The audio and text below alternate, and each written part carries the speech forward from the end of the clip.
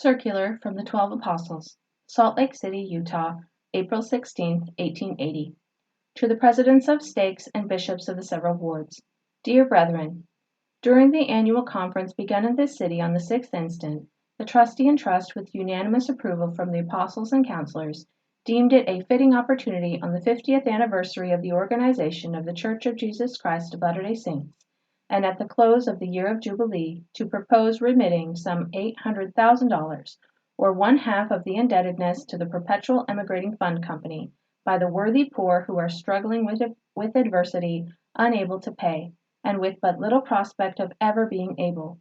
This very liberal position was cordially sustained by the unanimous vote of the vast congregation, composed of authorities and members from all regions of our settlements, that these remissions may be applied to the wisest manner possible.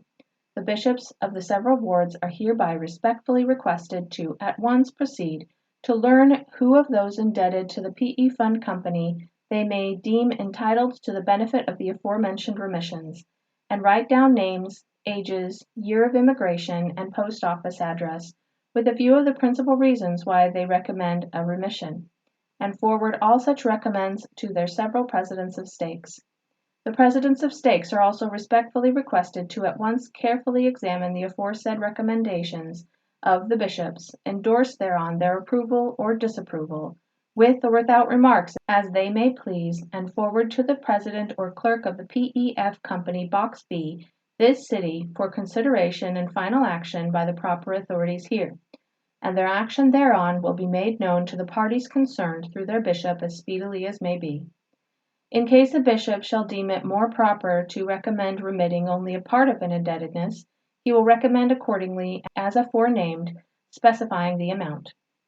Delinquent tithing remitted.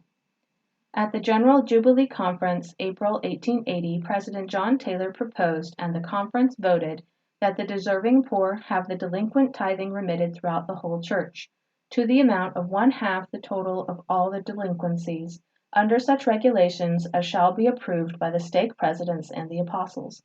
The presidents of stakes and bishops' agents are therefore respectfully requested to ascertain from the books in the several wards under their jurisdiction the amount of such delinquencies, and at an early day a list of names and the wards where found, with the amounts recommended for remittal, which shall include all delinquencies of persons generally well disposed, but who, by reason of losses, affliction, helpless families, or missionary labors, have been unable to pay, and such amounts of other delinquents as may be deemed right and proper, in accordance with the spirit of the conference. Should the amounts so adjusted and equalized as far as practicable, and as shall be deemed to be just by the presiding bishop with the approval of the apostles, several agents should consult with bishops and make up lists to be submitted to the stake presidency, which, after such modifications as they deem advisable, should be signed by them and the bishop's agents for the stake, and forwarded to the presiding bishop of the church. We need not remind you that neither favoritism nor prejudice should influence anyone in these matters, but only an earnest desire to make the yoke easy and the burden light. Donation of cows and sheep.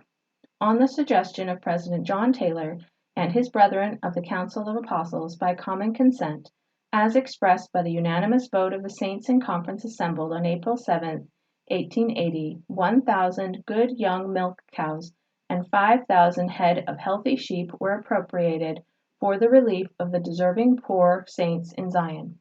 300 of the former and 2,000 of the latter were subscribed by the church, and the remainder as a donation by the several stakes, as expressed by the vote of the presidencies of the stakes and bishops of the wards, who were present at the meeting. In order that a proper apportionment may be determined, the president of the several stakes are requested to ascertain and report to their trustee and trust as speedily as possible the number of cows and sheep that will be required to relieve the worthy poor in their stakes.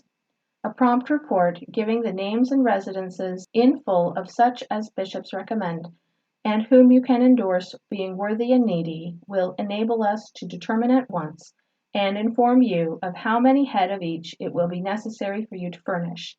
In securing subscriptions, it would be well as far as possible to make, at the same time, distributions as you may think proper. Being aware of the object of this charitable measure, you will, we feel assured, perceive the importance of being thorough, prompt, and energetic in its accomplishment. The loaning of Relief Society wheat. To the President of the Central Grain Committee and Presidents of the various branches of the Relief Society in Salt Lake City and throughout the Stakes of Zion having in charge stored wheat. In accordance with the unanimous vote of the Sisters present at our late General Conference, we recommend that you loan to your respective bishops so much wheat as they may consider requisite to meet the necessities of the deserving poor. We also recommend that the bishops receipt to you and take receipts from those to whom they distribute, that the wheat loaned may be faithfully returned when circumstances shall permit. We realize that our sisters have performed a highly commendable and praiseworthy labor in storing wheat for future emergencies, and we trust that, inasmuch as the wheat is loaned without interest, the bishops, in carrying out the above measures, will see that they receive a full equivalent for their loans, taking into consideration the losses in changing, as well as the difference between old and new wheat as to the quality and quantity. The shrinkage is supposed to be about 10%. The bishop should be responsible for the return of the wheat, hence they should loan on good security to such persons as will return the same according to agreement. It should be loaned merely for seed. The tithing office will in no case be responsible for the return of the whole or any part thereof. The forgiveness of debts to the worthy poor in Zion. At our recent annual conference, the Church, by common consent, remitted one half of the people's entire indebtedness to the Perpetual Emigrating Fund Company, and one half of the amount due on back tithing account, aggregating about $875,900. This amount to apply to the cancellation of the obligations of the worthy poor on their emigration and tithing accounts, thus freeing them from a burden which they have been unable to honorably cast off. To all such in this regard we offer a jubilee. The power of God, moving the hearts of the saints still further, caused them to appropriate for the relief of the deserving poor of Zion 1,000 head of cows and 5,000 head of sheep. In addition to this, the relief societies, with a liberal generosity, offer to loan to the needy some 34,000 bushels of wheat until after harvest, without interest. With these worthy examples as the fruits of the gospel before us, we wish to extend to all our brethren and sisters the privilege of aiding in this good work of compassion and love. We respectfully remind those who have the riches of this world more abundantly bestowed upon them, that they have a fitting opportunity of remembering the Lord's poor. If you hold their notes and they are unable to pay, forgive the interest of the principal, or so much thereof as you might desire them to forgive, were their and your circumstances reversed, thus doing unto others as you would have that others do unto you. For upon this hang the law and the prophets. If you have mortgages upon the homes of your brethren and sisters who are poor, worthy, and honest, and who desire to pay you but cannot, free them in whole or in part. Extend to them a jubilee if you can consistently. You will have faith, prayers, and confidence, which may be worth more than money.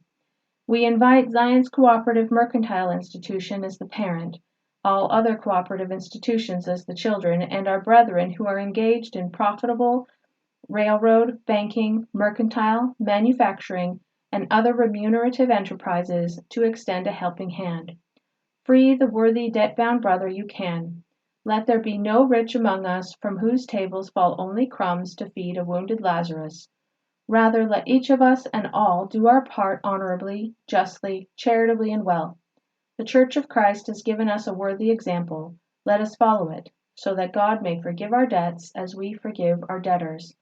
By so doing you will, as Jesus says, make unto yourselves friends with the mammon of unrighteousness, that when ye fail, they may receive you into everlasting habitations.